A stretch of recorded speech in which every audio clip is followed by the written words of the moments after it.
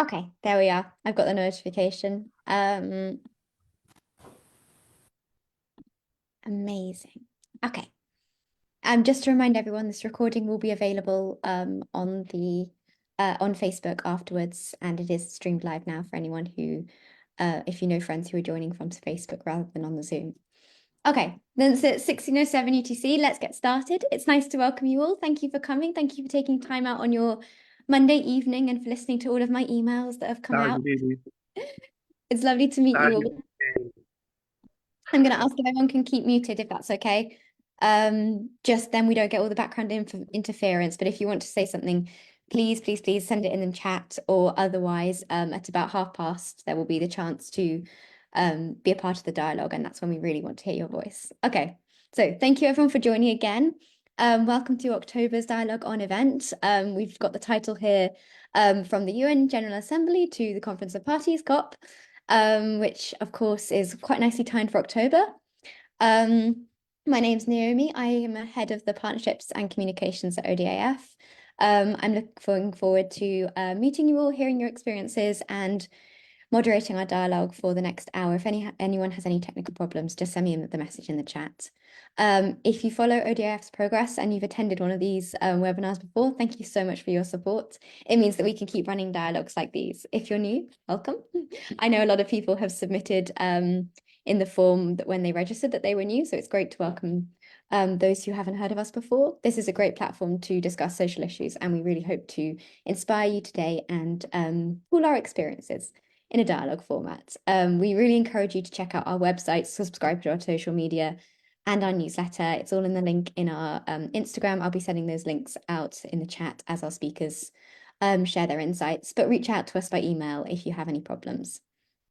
Okay, so the title from the UN General Assembly to COP, I think it's a really hot topic in this month at both the local, national, and international level. Everyone's talking about it.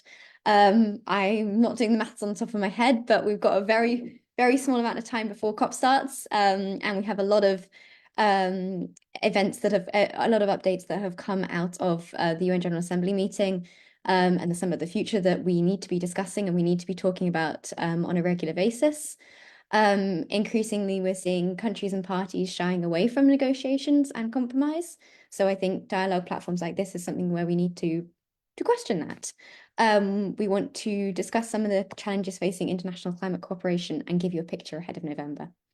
This series is run by the Open Dialogues International Foundation. We were founded in January 2022, and we work primarily to bring educational awareness to climate and social issues. You may be aware of our main flagship project, the Open Dialogues on Climate Change, but we also have projects like this. So welcome. Thank you for that introduction into ODIF and the Dialogue On series. Now I want to turn over to our speakers. It's great to have people joining as we're talking. Welcome. So our first speaker is Destiny Afu. Destiny is an astute and award-winning humanitarian policy analyst and the president of the Afu Foundation, which is a non-profit organization working on issues including humanitarian action, leadership, governance, global engagement, foreign policy, international relations, and the rest. He is very well qualified to speak on this topic. I think if I'm right, he'll be primarily speaking from the UN General Assembly, and giving some updates and reflections on the progress that came out of that meeting. So we can't wait to hear your insights, Destiny. Thank you for joining us. Our second speaker, thank you. Our second speaker here is Marco Young. Marco is part of the Carbon Care Inno Lab, and he is a COP29 youth delegate from Hong Kong. He focuses on discussions surrounding climate transition via innovative financial solutions, speaking from years of professional experience in public and private sustainable finance markets. Both of our speakers have lots of interesting insights, so thank you for joining, everyone, and thank you to our speakers most importantly. Okay, so for the agenda today, I'm hoping we'll take about an hour, maybe 1.5 hours of your evening, and then we'll let you get back to peace.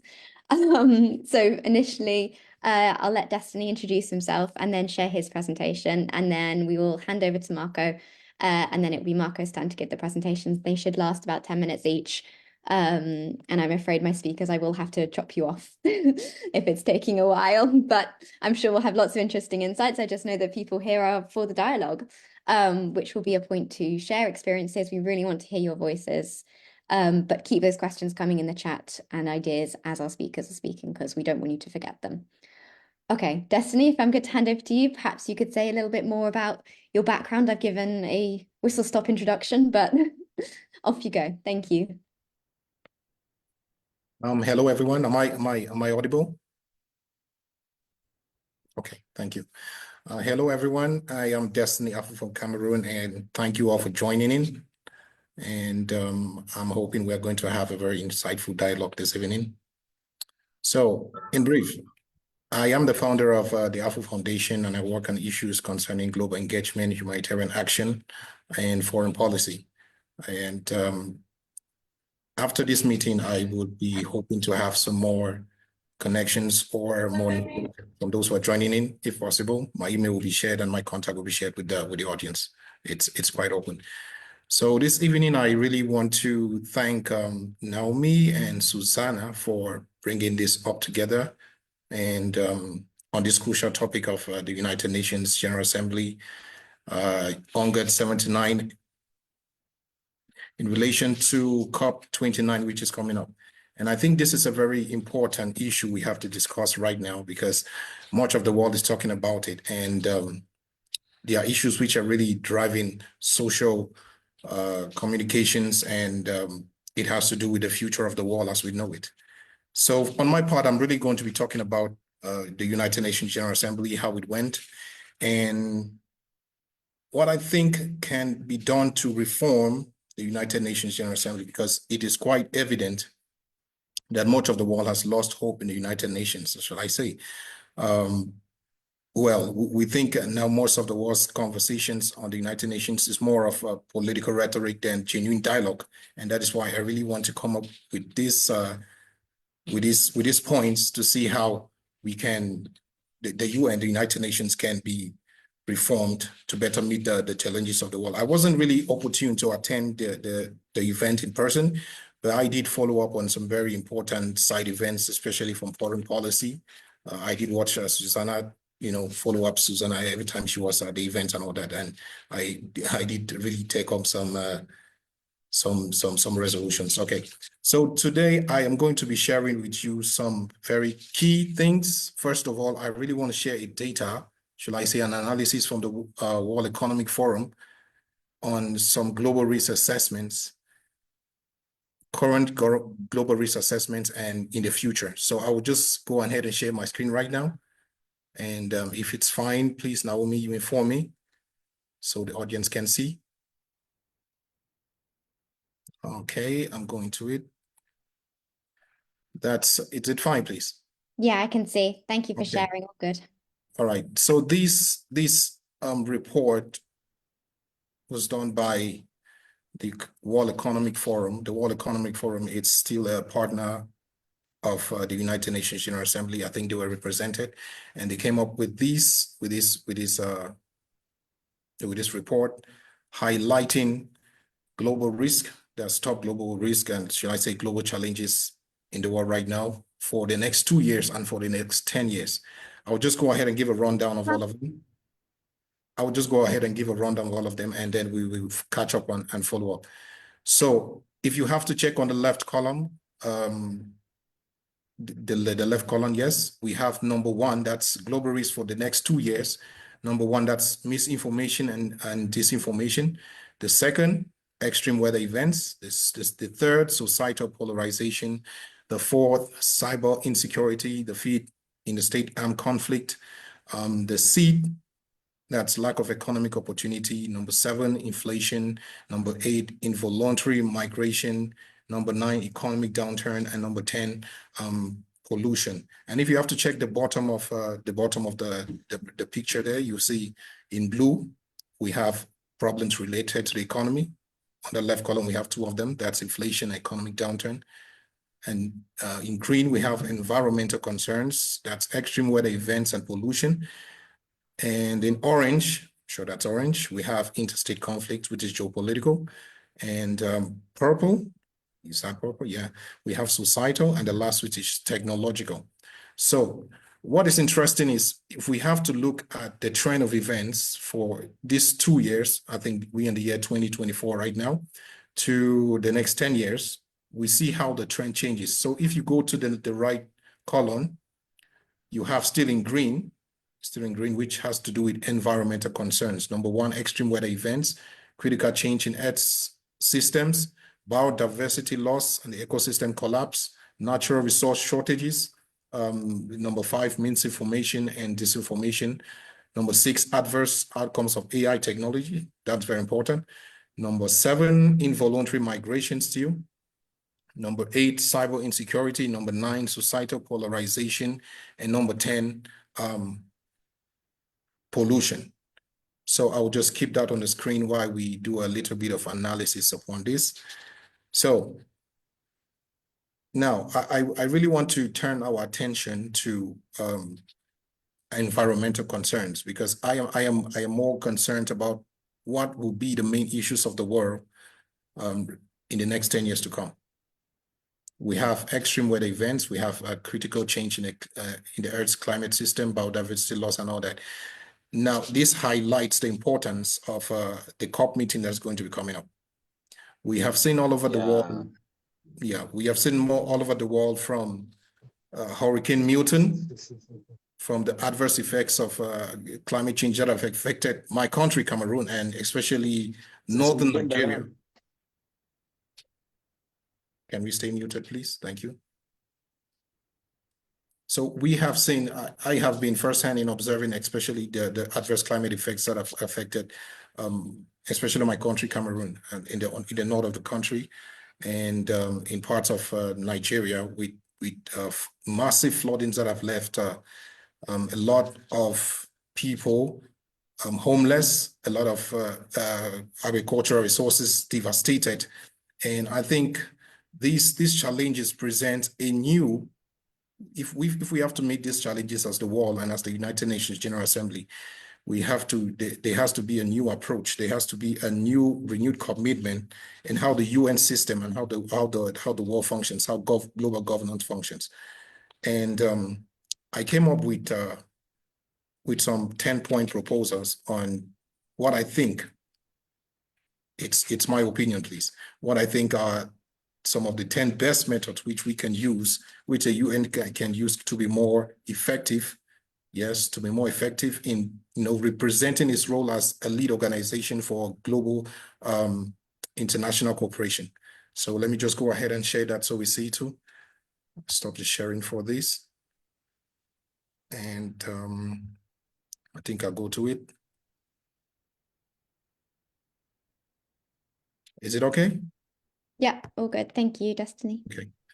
So these are points I had to come up with after a lot of reflection. If you have to read the heading, policy points in reforming and improving the effectiveness of the UN in playing a more inclusive, representative, and authoritative role in global reflection and collective action.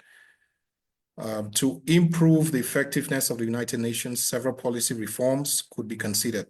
Focus should be on the aspects of building trust and practicing dialogue, utilizing international cooperation as the most powerful tool in fostering positive change. So number one, we have Security Council reform. We're going to be sharing this. I'm going to be sharing this document so Naomi can relate to whoever wants to follow up later. So we're just going to get a quick rundown through it. Since I have a limited time and we have to go to the dialogue. So we have Security Council reforms. We have the expansion of support for conflict prevention. That for my take, I think that's really what we have to focus on, conflict prevention, because most of what we see at the United Nations system has been a reactive system to conflicts. It means conflicts have to develop, escalate before the UN thinks on how they could intervene. Sometimes they even give in to the pressure from state actors not to intervene, and I think that has expanded more conflict in the world than if we had to consider a system where we have to work on conflict prevention. Number three, we have to do with it has to do with increased funding and resource efficiency. You see that on the document. Number four, the promotion of inclusivity and representation, especially from countries of the global south and underrepresented regions. Okay, there's been much talk going on in the United Nations Security Council now, based on whether Africa or Latin America should have a seat at the UN Security Council. And I think it's time. It's really an important time to have that discussion. But my disappointment is, most of the times when they make up these proposals, we have they give reasons of the demographic expansion of Africa as the reason why Africa should have a seat at the United Nations Security Council, which I think that is wrong. We cannot equate virtue to demographics, nor we cannot equate virtue to nuclear arms or the ability of a state to cause chaos in subject of their weapons of mass destruction. So I think we have to redefine what it means for a country or a region to be part of the United Nations Security Council based on the virtue they can contribute in adding to that domain. And I think virtues of advancing peace, virtues of advancing human progress should be primordial in that. Number 5, we have we have to do a system of greater accountability. Number 6, I would say focus on climate change and sustainable development.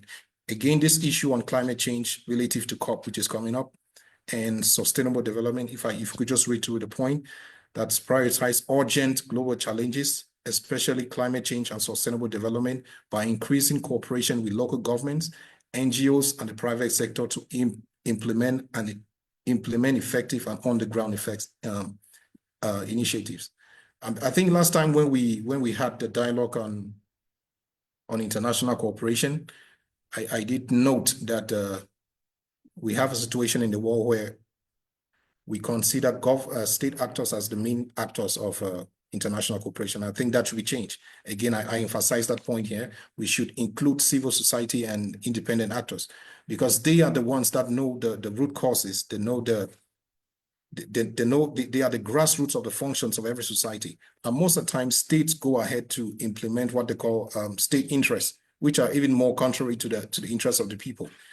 I think if we could have a United Nations which is more inclusive of the civil society, incorporating a lot of local governments and NGOs and private sector workers, will be more efficient in carrying out this task. Number 7, we have to strengthening the Human Rights Council, increasing the independence and credibility of the Human Council by preventing states with poor human rights records from serving and ensure that the decisions are enforced. I'll explain more about this. Number 8, we have digital transformation and cybersecurity. I think we can all agree that we are in the age where we have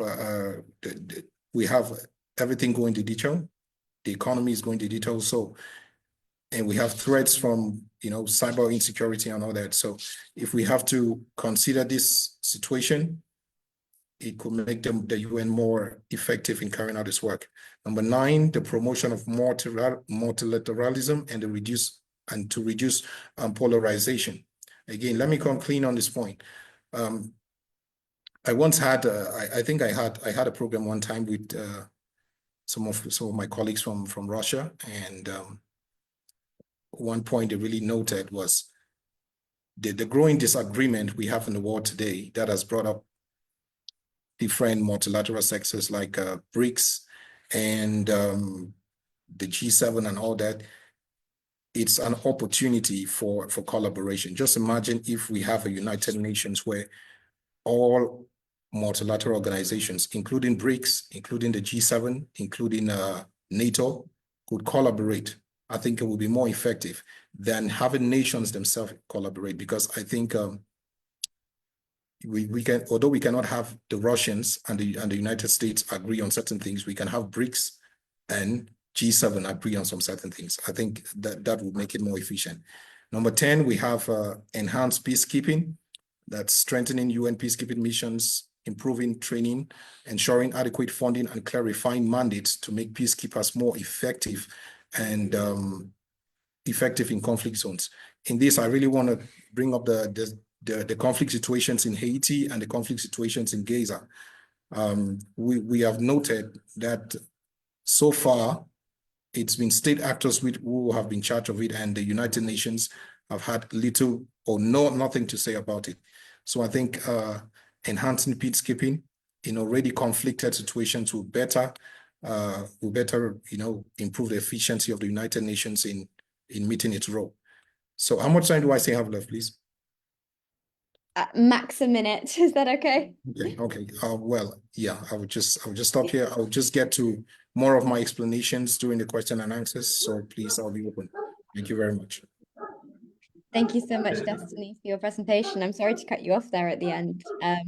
It's been fantastic. I didn't have a chance to read through your proposal before we started this call. And thank you so much for enlightening it. We will definitely be sharing this around afterwards, both among the people that can attend today and also probably more wider across our whole audience, because as the discussion in the chat has said, this needs to be a point of advocacy. This needs to be something that it reflects the inclusion that it says in its language. So thank you so much for sharing. I know also, having read the outcomes of the UN General Assembly, having read some of the future documents, the threats to international peace and security are no longer as simple as they used to be 10 years ago. And for example, climate change is foundational to that. Thank you very much again. We'll definitely come on to this in this discussion in the dialogue session. I will now hand over to Marco. Please, can you also, same as Destiny, introduce yourself a little bit more than I did at the beginning? And Marco will be speaking more specifically in terms of COP and then in terms of the climate finance side of things. All right. Thank you, Naomi. This is amazing. And I just want to quickly share my screen. Hang on a sec.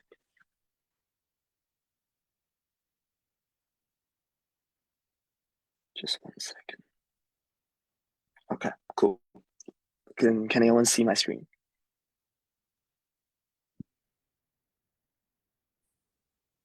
It was there. I think that works. I think that works now. Okay, cool. And yeah, I'm really thankful to be here to extend the invitation to me to be speaking here with you all on COP29 and in specific on the climate finance. And I come from Hong Kong, and Hong Kong is not an official state under the UN. And we are part of China. So I'm with CCIL, the Carbon Care Inno Lab, and we'll be attending the COP29 in Baku this year. And with a professional background in sustainable finance and sustainable debt market, as introduced by Naomi, my key focus area in COP29 this year would be primarily on climate finance, in particular on the really key climate finance topic under the umbrella of climate finance, which would be the adoption of innovative financing solutions under the topic of the new collective quantified goal on climate finance, or more widely recognized as the NCQG this year. And maybe for audience that are not really familiar with the discussions around COP29 and also the discussion around climate finance in this year, I'll give a brief introduction on like what does climate finance cover in the context, in a general context, as well as in the context of UN COP discussions. And as you can see in the left-hand side of the slide, the left-hand side of the agenda of the CMA6, which means is a conference of parties of the meetings for the Paris Agreement, and it lays out the agendas to be discussed under the Paris Agreement on the matters related to finance. Actually, climate finance under Paris Agreement is a really wide umbrella term, and it includes like more than, as you can see, is like include more than 10 subtopics. And first of many, it will be the one that I'm focusing on, which is the new collective quantified goals on climate finance, the NCQG. But it's also covered a lot of like finance or market related sustainable climate finance topics, including some common terms like the Green Climate Fund, Loss and Damage Fund, Adaptation Fund, and also some review on the financial mechanism. And speaking of the NCQG is a key discussion topic, a really hot topic, and a key element of the Paris Agreement that are designed to set up a new financial target to support the developing countries in their climate actions after 2025. As we've got an initial target back then set up in like COP15 that the COP15 is in like 2009, and they got a target that we need to set up a funding goal of 100 billion US dollar per year, and then the target will be expired in 2025. So that's why we need a new quantified goal for post 2025 actions, and this year is 2024, so that's why COP29 would be a really critical year for different countries and UN parties to make alignment and to make agreements on several key points under the NCQG. And in the slide below, I've laid out some of the key discussion points in NCQG. And first of many, it would be the quantum and also the time frame of the adoption of the NCQG target. The quantum, which means the total amount of money has to be invested, has to be channeled among the developing countries and about the developer countries, has been like ranging from 100 billion per year as the floor of the quantum to like almost like 2-3 trillions of US dollars in terms of fundings. And in terms of timeline, we will need to discuss on the granularity and on the time horizon that how these fundings are going to be channeled, and by what time we need to support these developing countries. And then another thing that is really important is about the source, the channels, and the instruments that are counted under the quantum, under the 100 billion or under the few trillion goals every year. It really depends on a very extensive discussion on what kind of financial instruments we are relying on. For example, like these developed countries are like giving direct grants, or they really relied on concessional finance, loans, and also private sector investments instead of like public funding. And these are like discussed really intensively, because for developed countries, they may want to like minimize their expenditure on direct grant or national budget, but more rather than to build up a robust sustainable finance investment mechanism or investment platform for private sector to enable them to invest in such kind of climate activities. But on a developing country side, or on a global south point of view, these loans or private sector investment may increase their indebtedness of their country. So that's why there will be intensive discussions around. So, and speaking of that, like not only on the way that how we finance on the quantum, but it's also like what to finance. It really the core of it would always be climate mitigation to achieve the Paris Agreement goal, to strive for the 1.5 degrees 1.5 degrees goal, and to achieve well below 2 degrees at our best effort. But at the same time, that while we acknowledge this might not be a goal that we should look for in a very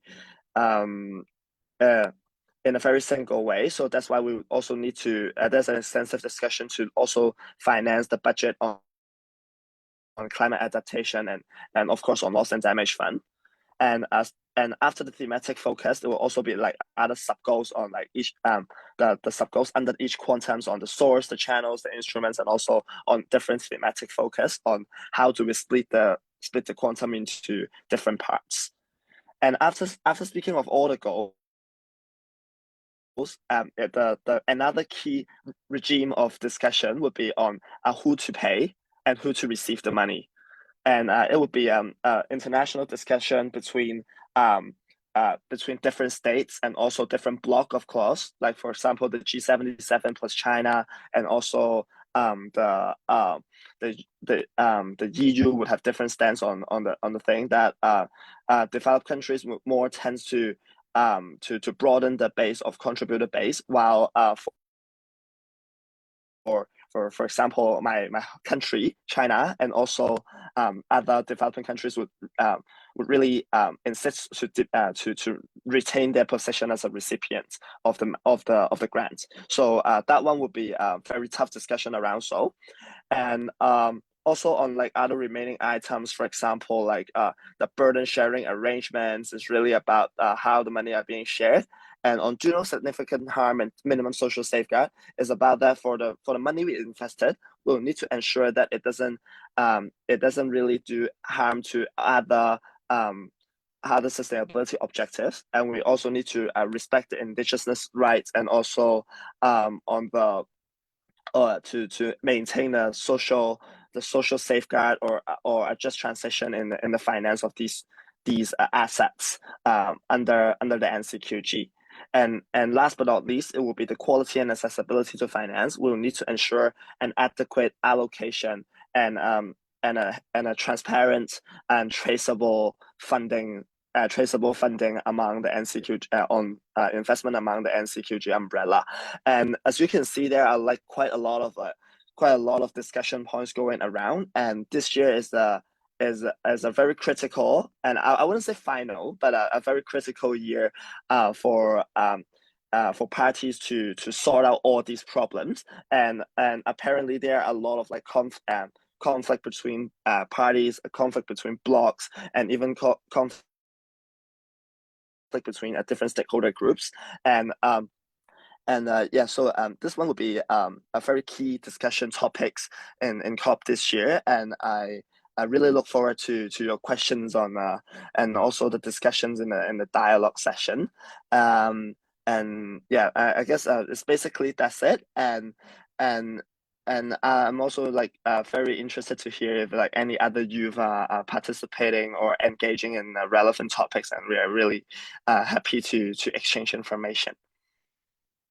Yeah, probably I'll pass on the floor for Naomi. Thank you. Thank you so much, Marco. Are you able to, yeah, stop sharing your screen? Fantastic. Okay. Thank you so much for your presentation. It's really nice to have that expertise coming in from climate finance. I think we have a nice contrast between our speakers for anyone who wants to share experiences and ask questions and participate in the dialogue. Okay, so how this session usually works for anyone who's new, please either put up your hand using the reactions or unmute yourself to ask a question and share an experience, or you can share something in the chat. I know we've had quite a lot of discussion going on in there. Maybe to start it off, in case people are still thinking of questions, I can ask both of our speakers something quickly. How positive are you about the potential for reform and change, progress and cooperation? Destiny, you speak of reforms. Do you think these reforms are possible? I know politics want to completely reform the system and do away with the UN, as they'd say. And then for Marco, the similar version of that question, do you think there will be positive finance outcomes of the NCQGs, or do you think we should be more realistic in our view? Naomi, please, can you repeat the questions? I think there was a glitch in with the background noise, please. Oh yeah, of course. Thank you for mentioning that. I was asking how are you optimistic? Are you pessimistic in the potential for reform? Do you think we can change the system? I think some of the points in your reforms have value, but do you think states are willing to change? Okay. To answer that, I think I don't want to be too optimistic about it, but at the same time, I do not want to be pessimistic about it. And I would like to say what has really changed the world over time, are people who have, through collective action, taken decisions that have changed the lives of people.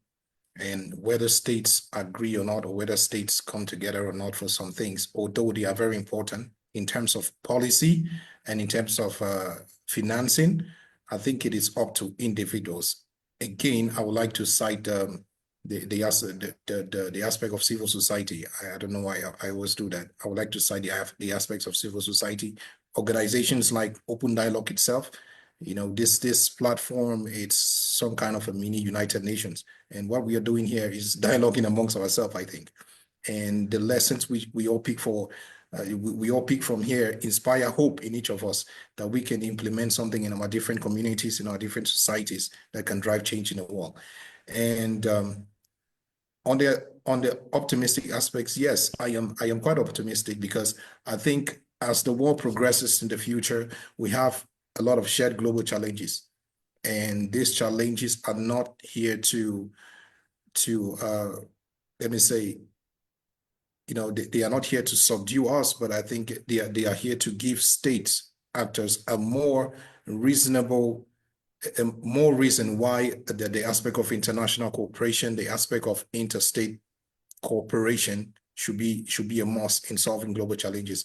Because what is affecting the United States, what is affecting nations in Africa, what is affecting nations in Asia, it's like kind of the same. Globalization came with a lot of opportunities, but it also globalized our challenges. In a way, if we have to respond to them, we need collective action. So I am quite optimistic that as time goes on and as our challenges keep increasing, we have a new challenge of AI now. And I was really impressed, seeing the response of state actors in coming together in like trying to address the problems that may generate from AI in the future. So yes, I am more optimistic than pessimistic in the United Nations reform, though it's going to come slow, but it's going to come.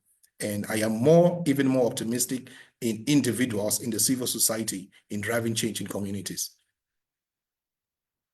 That is incredibly inspiring. Thank you. I think it's also the most complimentary that anyone has ever been about our Dialogue On events as a mini United Nations. Thank you for your contributions. Maybe Marco, and then we will expand out to our audience. I guess I guess for me, for in particular for the topic of NCQG, I'm like a kind of I wouldn't say I'm pessimistic on it, but I'm optimistic that we'll find out a solution or find out a common ground by COP29 in a certain extent, because that would be a hard deadline for what we have discussed under the Paris Agreement, that we'll need to come up on a new target, a new set of agreements in between countries. So I guess we have to sort it out by the end of COP29. We will have some. Is that the common ground are really something that we satisfy for, or is a target or is the final outcome something that we look for, we desire, and is really impactful? I'm really pessimistic about it, because there's only like not more than a month till COP29, and a lot of discussions around are still lacking common ground, or still a lot of discussion to go. So it would, like, all the agendas under NCQG, as you have seen in the slides, there are a lot of items to be discussed, and I guess it will be in a rush to go through everything, and I'm not sure that if every point will be like properly discussed. And on top of that, because it is a very really quick process among it. There's a really quick process among it, and in terms of finance, it's really about state interests after all. It's about like state and state in between different states and in between different blocks. So the participation and the voice of youth and also other stakeholders may not be well considered in the structure of the upcoming NCQG NCQG texts. And this is my view, that I'm really pessimistic about like how our views, or how different stakeholders' opinions are being like properly incorporated into it. Thank you, Marco, for the contribution. Yeah, I see a lot of commentary in the chat about how civil society can play a massive role. There's one particular comment from someone from the Democratic Republic of Congo. Maybe you could share your comments in as a speaking rather than in the chat. I think your name is Jackson and Muller Kashinga. If you want to unmute and share your comments. Hi. Yes. Go for it. Aaron. Thank you, madam. My name is Peter Joseph from Tanzania. I would like to take this opportunity so as to share about what is going on. Professionally, youth engagement officer. So I have a project that we implement now, and our project basically it is about on how to improve our climate or our environment. So I would like to share something to you. It is about youth engagements on how to combat the climate change. So we have a different activities that we conduct it in order to ensure that our climate is in a good or in a safe, which will help the youth to promote the future generation. So it's more about youth engagement or inclusivity. So how this youth should be included in combating about the climate change. That we must prepare a good policy that will support the youth to engage on climate action, so as to encourage the people to use renewable energy that will support to combat against what? Climate. And Mr. Destiny, I have heard she shared about the representative, and something that we have seen is the youngs to be left in behind.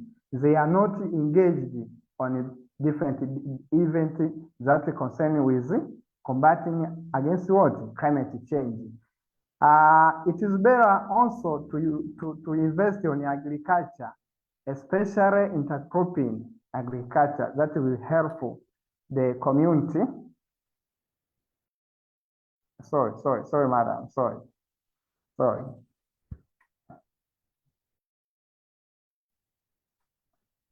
Is all okay? Thank you for your contributions. Yeah, Destiny, I think you mentioned about youth participation. Do you want to share your comments? Hello. Oh, hello. Yes, network, you know.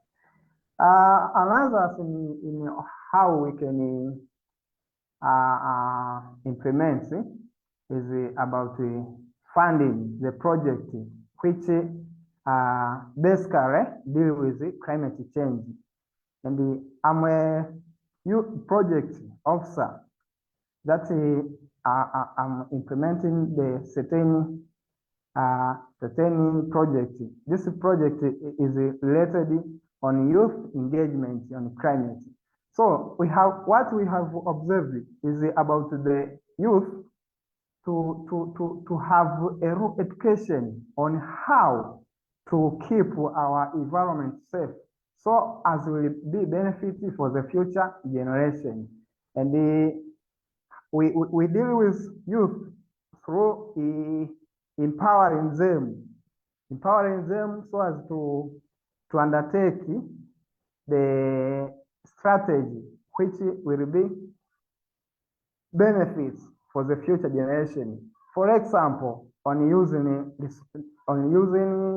renewable resources, we encourage people to use gas instead of using charcoal, because as we know in our country there is a majority using charcoal. So they tend to affect the environment because they cut it down tree and use it as a firewood. This normally affects the environment. So we have to invest on this biogas, renewable energy that will help the youth to combat against what? Against climate change. Another is about inclusivity. We have seen some of the people are segregated according to their appearance. For example, people with disability are not encouraged to participate because they normally there are some of people believe that those people cannot contribute anything. So we have also to make it, we must invest on those people so as to encourage their participation. But we know that they can be either share the idea on how to keep our climate action in safe and what seems to be conducted in order to ensure that our environment is sustainable. So it's all about the thoughts. Okay, madam, thank you. This Thank is you my very much. first, yes, this is my first day, so I improve on the next session. Thank you very much for your comments. Thank you very much. Thank you, madam.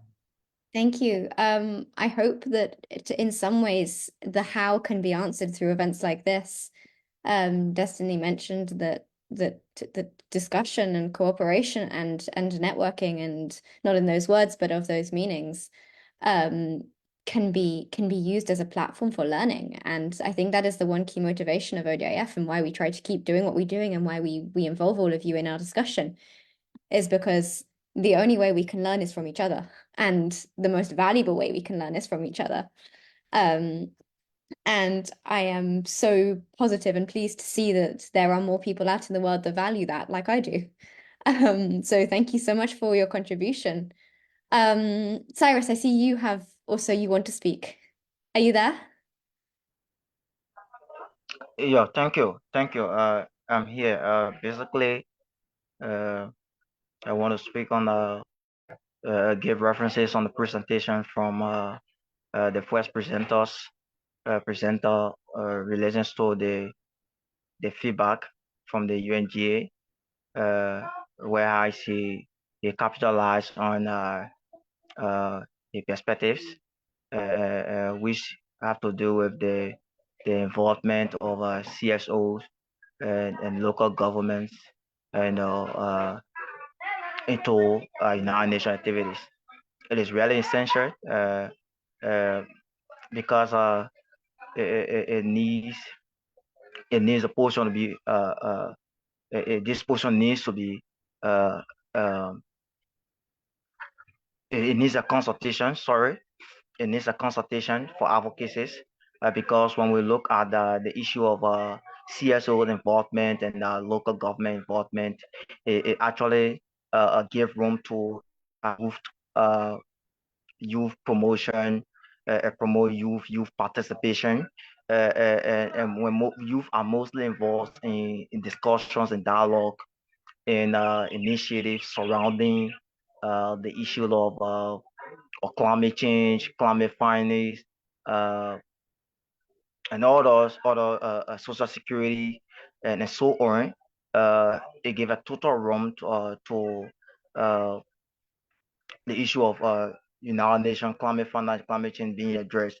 So I actually want this particular uh, adjustment to be capitalized on because the issue of CSO play a very major role at community level. In rural communities, CSO are actually in relationship with the community. Uh, they are interactive with the community. Uh, they understand the workings of the community and that of local government. Local government and in conversation with CSO and so on. So this need a total consultation and they need actual advocacies to make sure that the issue of CSO's involvement, increase in CSO's involvement at the UN sector and local governments can be prioritized because we're looking at that the issue of climate finance on a COP29, which will be discussed. We also looking at as a broad climate change. The speaker spoke about his perspective about the next 10 years, how the world will react in terms of climate change and so on. And this can only happen when we have a huge youth engagement, youth participation, youth preference, and because the issue today, when we look at climate damage, climate mismanagement, and so on, it reflects from youth because the perspective of youth uh, the analysis from youth, the reaction of youth to work committee, they are very different. They see the actual world from a different perspective. So if we can tackle youth participation, youth involvement, then we're going to give climate finance, climate preservance, climate change, uh, a total focus. Thank you. Thank you very much. Thank you very much for your comments, Cyrus. As always, ever insightful, and it's great to see you back at these events. I know you come regularly. Destiny, do you want to comment on civil society involvement and perspective of youth? Oh yes, I really want to commend Cyrus Satu, yes, for your contribution. That was really thoughtful, and I really agree with you on a lot of points you have made. And just to add, I always say change in the world starts from an individual, not from governments, because most of the times, if we have to look through history, governments always have, let me say, state actors always have interests to follow, and most of these interests to follow are not or may not, in quotes, in the interest of the local populations or the main populations. A lot of times states run on interest for political reasons, or they run on interest for lobby reasons, which are really contrary to, to the problems in which the world is facing. For example, and if change was easy, it would have already been done. That's Obama used to say that. But we have a situation in the world where we have state actors focus on meeting the interests of maybe their political action groups, or maybe their lobbies and all that, forgetting the real problems that exist. That is why I think civil society is much more important in the quest for bringing solutions even to global challenges. The civil rights movement started in the United States, with Dr. Martin Luther King. Same with Mandela. What were states doing about it? Nothing. An individual took up the challenge to push for change. So I think even on the aspect of climate change, it's going to be based on individuals and civil society organizations to push aspects of change. We should not be waiting for states to grant us the right policies, to grant us the right financing tools, though it's going to be helpful, I insist. It's really going to be helpful if states can really get involved in that. But with the absence of that, I think individuals and civil society organizations, most especially, and as Cyrus rightly said, because they work at the local level, they understand the reality, the distinct reality of every region they work in. So they are much more likely to implement solutions which address directly the problems which the people are facing, rather than state actors. So again, I want to really agree with your point, and we are really going to need in the years to come much more involvement of civil society actors in multilateral institutions, be it at the United Nations, be it at regional organizations. For example, in Africa, in my region where Cameroon is involved, we have CEMAC, but we see a lot of concentration of state actors in these sectors, in these organizations, which is not which is not very effective in functioning for me. So I think if we have to implement the aspect where we have civil society organizations at the level of the United Nations, maybe we can have a General Assembly for civil society organizations at the UN. That's just a proposal, though, by the way. If we could have that, I think it would really drive change then, because for now, what I think is civil society organizations have been sidelined to the functioning of the Economic and Social Council, which is not very impactful, because the decisions of the General Assembly, the decisions of the United Nations Security Council still goes to affect them. But I think if civil society organizations can have more autonomy, more power at the level of the United Nations and other multilateral institutions, I think meeting global challenges is going to be more effective. Thank you very much. Thank you for your Yeah. comments. Go ahead. I just want to chime in a bit. I totally agree with what Destiny you've just said, and particularly for the topic of climate change and also climate related topics, is like fundamentally is like way more important for youth participation and civil society participation into this topic rather than others, because climate change issues is affecting the future, and we are in the future instead of like all others, the political parties and stuff. So that's why it is like really important as a root cause and as a fundamentals for youth participation into climate change related topics.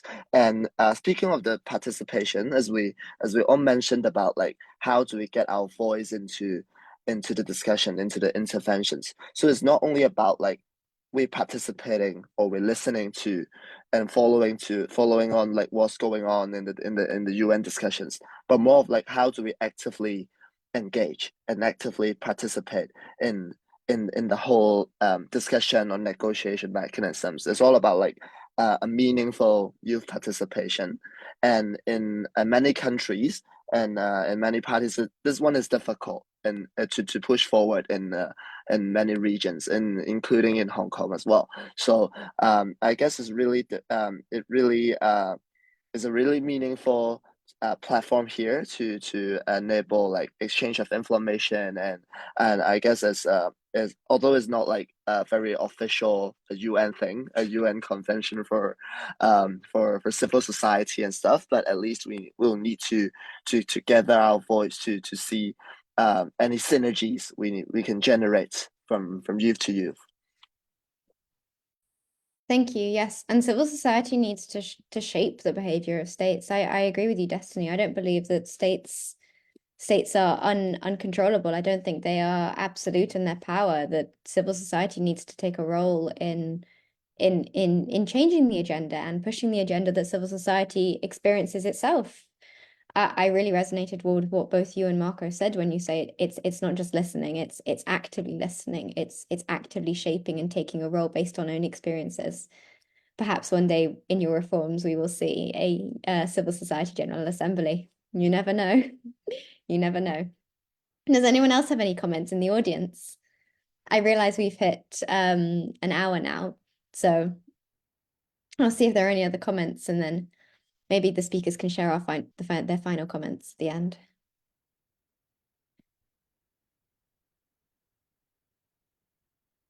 Go ahead, Cyrus, again. Go ahead.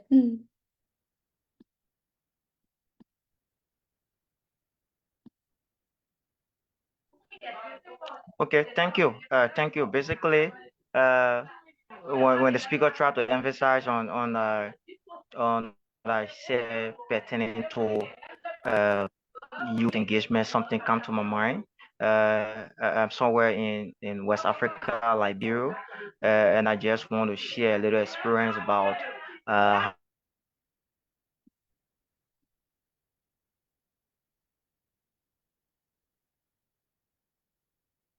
how you respond. Cyrus, I think you've frozen for me. Is that the same for everyone else?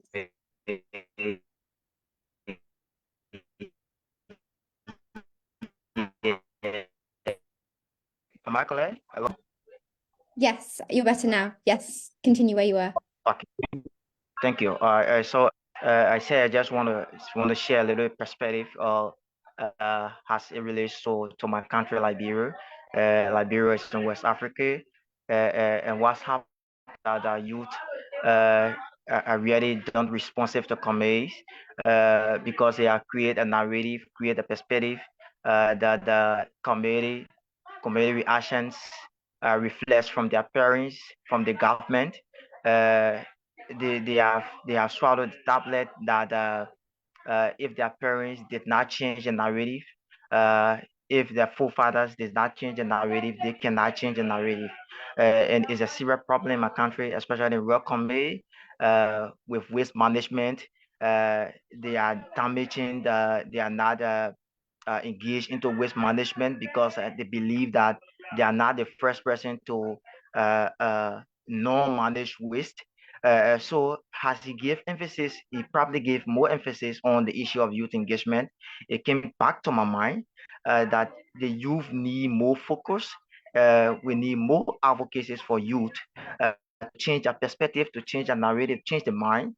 The most important thing we can do to get youth involved, to get youth participating all of activities surrounding climate change, surrounding committee initiative, and so on, is to change the narrative of youth. I don't know about other countries' experiences as it relates to youth, as it relates to young people, adolescents, and so on.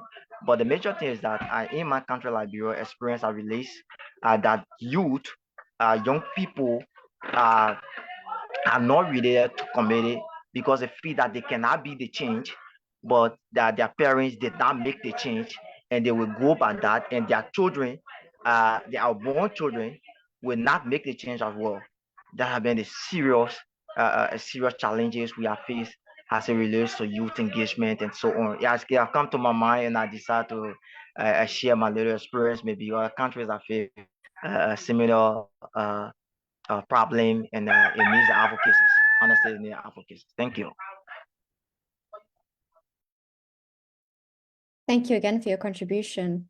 Perhaps considering, okay, I realize a couple of people have left our meeting now, perhaps because we've hit an hour, and maybe Destiny and Marco, each of you can share your comments on Cyrus and then share any final parting words that you have for us.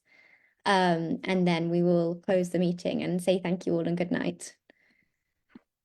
Yeah, thank you, Cyrus. I really agree on your point that maybe probably is not only in Africa, but it's Asia as well. Like the intergenerational issue on the engagement, and also there were on a intergenerational perspective on climate change related issues, because it's more or less the same. I wouldn't say the same, but more or less similar in APEC side, is that like people's thought on some like innovative ideas and also advocacies are like in general more rigid. They are not like we do not have a culture of to speak out, or a culture to motivate stuff to change differently. And I guess it's not only related to like inside a family, inside a generation, but more of like how do we cultivate a culture of active participation and a strong awareness on climate related issues, or other global issues in a perspective as a global citizen. And I guess because global citizenship is not a new idea, and not a new idea, but it's only like few decades ago we comes up with this idea. So it still take time for youth to take the lead as a pioneer to actively engage in global topics. And I hope like in future generations it will be getting better to have like more active participation and have the culture cultivated on this one. I'll see if Destiny have anything to supplement. Thank you. Go ahead, Destiny. Thank you for all you said. Okay, yeah. Just to add to what Marco was saying, in order to get youth active participation, we have to consider the issue of behavioral change. Okay, because I believe people don't actually do what they know; they actually do what they believe in. Okay, so we have a lot of issues where we see the behavior of people related to issues of climate change, whatever challenges that the world is facing, based on the preconceived notions they've had in the past. So I think more forums for education, more forums for dialogue like this one and others that may have to come through other programs is going to be really needful in changing the behaviors of people, whether in responding to challenges of climate change, whether in responding to any other challenge around them, community challenges or challenges with respect to armed conflict and all that. And as I stated in my presentation about the issue of misinformation is what drives behavioral changes. Okay, and the right way to correct that is to give in the right information. Okay, I think that if the world has to, and if the world and us as youths have to get out there, and we have to focus on putting out the right information and not misinformation to the audience, we are contributing in shaping behavioral patterns on how people respond to challenges around them, including issues of climate change, including issues of insecurity, including other issues of poverty and all the rest. So I think changing behaviors is really primordial to that. Thank you very much. Thank you so much for your comments. I want to give a massive congratulations and thank you to both of our speakers, Marco and Destiny. Thank you also everyone in the audience for attending. In the words of all the contributions that have been today, it's the dialogue that makes the difference, and it's the dialogue that helps people have the confidence to also change and follow what they're passionate about. If you meet a community of other people who care, you have the motivation to care yourself. And I think a lot of people can hide behind their own computer, for me, on their own screens. But when you get out there and you connect, you realize that there's a network of other people. So thank you so much to our audience for joining today. Thank you again to our speakers. I've said it already and I can't say it enough. I hope you all enjoy the dialogue. Have a lovely evening or afternoon, wherever it is for you. We will be sending out the slides of both Marco, Destiny, their contact details, Destiny's reform suggestions for the UN and beyond. And please share any feedback you have. If there's a topic you want to see, we've talked about international cooperation, we've talked about youth participation, we can talk about them again in December.